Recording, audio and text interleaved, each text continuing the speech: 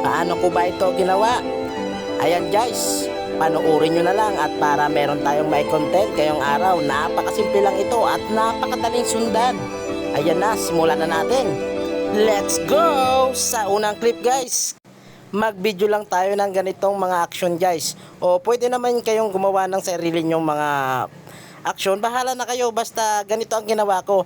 Ang mahalaga lang yan guys, wag nyong ilalagpas yung ulo nyo sa bandang langit. At para hindi halata yung pagkaka-edit natin at para maganda rin yung pagkaka-blend ng video natin na i-upload. Punta na tayo sa CapCut guys. Ayan, pinutin natin ang new video at yung ginawa nating video kanina.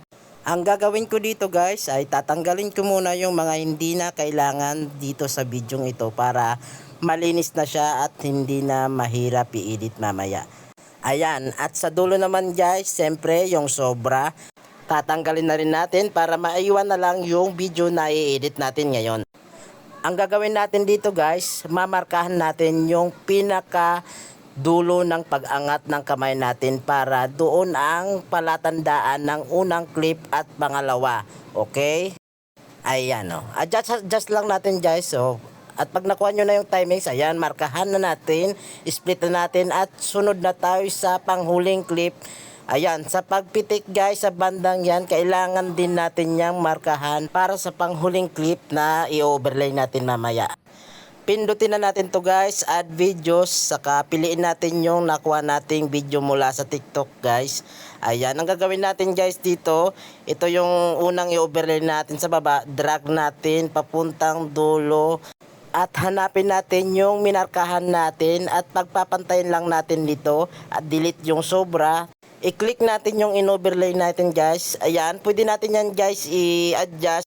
Kukunin ko lang yung tamang anggulo at tamang posisyon para maganda naman yung pagkaka-edit. Ayan guys, pwede na yan sa akin. Punta na tayo guys dito sa mask. Pindutin natin ang mask. Tapos horizontal. I-adjust lang natin ito guys. Oh. Kung gusto nyo guys para hindi kayo mahirapan, pindutin lang natin yung adjust. Ito yung rotate. Pwede nyo tong galaw-galawin kung gusto nyo pataas o pababa. Ayan mo yun. Ginala ko ng konti guys. Oh. Ang sunod naman guys, yung feather. Ito naman yung i-adjust natin yan guys para hindi masyadong halata yung pagkaka-blend ng dalawang video. Ayan, okay na yan sa akin guys. Pag okay na, pindutin natin yung check. Tapos, ito na yung kakalabasan guys. So, ayan. May effect na siya guys. Diba? Ang ganda. Okay na yan. Diba? Next clip na tayo guys. I-click ulit natin yung add videos, tapos piliin natin yung pangalawang videos na gagawin nating effect mamaya, tapos overlay, ibaba natin, drag ulit.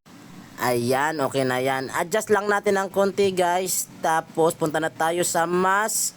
Piliin natin yung horizontal ulit, adjust ng konti, hanap ng tamang anggulo. Ayan, okay na yan sa akin. Ulit, pindutin natin yung adjust, feather. Ayan, sa akin medyo tinasan ko yung feather nito guys para mas okay yung pagkakablend ng kulay. Ayan, okay na yan. Click natin, check. Tapos, ito na guys. O, ayan. Diba? Ang ganda na. Okay. At hanapin naman natin guys yung pinakadulo nito hanggang sa pagpitik ng kamay ko. Ayan o.